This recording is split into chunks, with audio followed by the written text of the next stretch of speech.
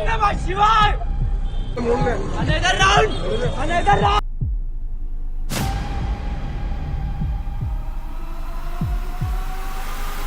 क्या आपने कभी सोचा है गुजरात के वडोदरा में एक ऐसा ही दिल दहला देने वाला हादसा हुआ। एक तेज रफ्तार कार ने सड़क पर चलते 8 लोगों को टक्कर मार दी। इस हादसे में 37 साल की एक महिला की मौत हो गई और कई लोग गंभीर रूप से घायल हैं। लेकिन असली कहानी सिर्फ हादसे की नहीं है। इस हादसे में कई ऐसे मोड़ हैं जो आपको सोचने पर मजबूर कर देगी। ये हादसा वाकई एक एक्सीडेंट था या नशे में की गई सनक? आरोपी कौन है और उसने ऐसा क्यों किया? सबसे बड़ा सवाल, क्या हमारी सड़कें अभी भी सुरक्षित है? आइए पूरी कहानी समझते हैं। नमस्कार दोस्तों, रात के करीब 11:15 बजे 13 मार्च की रात जगह थी करेलिया बाग वडोदरा। एक फॉक्सवैगन वटस कार अचानक बेकाबू हो गई और पैदल चल रहे लोगों को रोंदती चली गई। नतीजा 37 साल की हेमाली पटेल की मौके पर ही मौत हो गई। 7 अन्य लोग गंभीर रूप से घायल हो गए हैं, जिनमें 2 बच्चे भी शामिल है। लेकिन मामला यही खत्म नहीं हुआ। चश्मदीदों के मुताबिक हादसे के बाद कार से निकलते ही ड्राइवर चिल्ला रहा था, एक और राउंड। जी हाँ, एक और राउंड। अब आते हैं असली किरदार पर। रक्षित चौरसिया, उम्र सिर्फ 20 साल, महाराज सयाजीराव यूनिवर्सिटी का स्टूडेंट, और उसके साथ था उसका दोस्त परशु चौहान। लेकिन हादसे के बाद रक्षित का बर्ताव अजीब था। जब लोगों ने उसे कार से बाहर निकाला तो उसने एक और राउंड चिल्लाना शुरू कर दिया। गुस्साई भीड़ ने उसे मौके पर ही पकड़कर पिटाई कर दी। इतना ही नहीं, वो बार बार ओम नमः शिवाय बोल रहा था। चलिए देखते हैं क्या कहा था रक्षित ने कार से उतरकर और लोगों ने उसकी कैसे पिटाई की। Another round.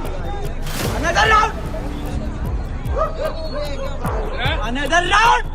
क्या हुआ? Another round. निकिता, निकिता मेरी अंकल, अंकल,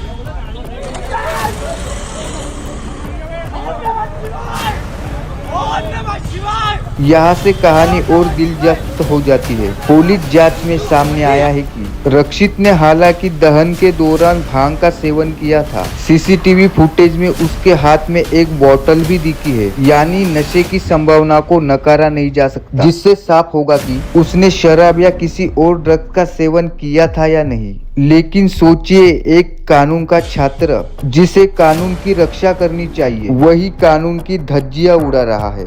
सीसीटीवी फुटेज में एक और बात चौंका देने वाली सामने आई। पहले कार परशु चला रहा था, लेकिन रक्षित ने जीत की कि उसे खुद ड्राइव करना है, और फिर कुछ ही देर के बाद ये भयानक हादसा हुआ। क्या ये सब एक हादसा था या किसी की लापरवाही और घमंड की कीमत किसी और ने चुकाई? पुलिस ने रक्षित और परशु दोनों को गिरफ्तार कर लिया है। उन पर लापरवाही से गाड़ी चलाना, IPC 279 और IPC 204A जैसे गंभीर आरोप लगाए गए हैं। आइए देखते हैं रक्षित चौहान ने पुलिस से क्या कहा। बस पूरे का घर किधर है? गधेड़ा सर्कल। सोसाइटी का नाम? सोसाइटी का नाम नहीं पता सर। हम लोग स्कूटी से आगे आ रहे थे, एक जो कि कारेली बाग चौराहे पे चौकड़ी पे आप देखेंगे कि गड्ढा हुआ है, और हम लोग जब राइट आने का स्पेस था उस टाइम एक स्कूटी थी और एक कार था। उसके बाद जैसे ही हम लोग अंदर घुसे तो कार छू गई और एयर बैग खुल गया। जैसे एयर बैग खुला, कुछ आगे का दिखा नहीं और गाड़ी अपने आप ही डीरेल हो गई। कितनी स्पीड में थी गाड़ी? 50 की स्पीड में आराम से थे। 7 बंदे नहीं दिखाई दिए? 7 बंदे थे ही नहीं उस टाइम। एक स्कूटी थी और एक कार थी, बंदे तो वहाँ पे थे ही नहीं। वही तो बात है, मुझे कुछ आइडिया नहीं। उसके बाद हम सीधे देखा कि कुछ पता ही नहीं चला क्या हुआ। सूरज के घर आपने पार्टी किया था? नहीं, कुछ नहीं किया था। सीधे वहाँ से निकल उसको छोड़ा था, होलिका दहन के लिए हम लोग गए थे। तो आपने दारू किया था? नहीं, कुछ नहीं पिया था मैंने। गांजा कहाँ लिया था? सर मैंने कहीं कुछ नहीं किया था। और आपको से कितने से पता है आपको? 8 लोग। सर मुझे अभी जस्ट पता चला है और मुझे कोई आइडिया कल तक नहीं था, क्योंकि मुझे से बताया गया था, मुझे पता नहीं था। लेकिन मुझे आज सर ने बताया कि एक लोग की डेथ हो गई है और कुछ लोग इंजर्ड हैं, और ऐसा दुख मनाने का। लेकिन सच बताइए, क्या ये आरोप और गिरफ्तारी काफी है? क्या ऐसी घटनाओं को रोकने के लिए कानून को बदलाव की जरूरत नहीं है? इस घटना ने कई बड़े गंभीर सवाल खड़े कर दिए हैं। क्या कानून के छात्र भी अब कानून को हल्के में ले रहे हैं, या हमें सख्त कानून की जरूरत है? और सबसे जरूरी, क्या गिरफ्तारी सिर्फ काफी है? आपका इस मामले में क्या कहना है? क्या ऐसे अपराधियों को कड़ी से कड़ी सजा मिलनी चाहिए? अपनी राय नीचे कमेंट में जरूर बताइए। मिलते हैं नेक्स्ट वीडियो में।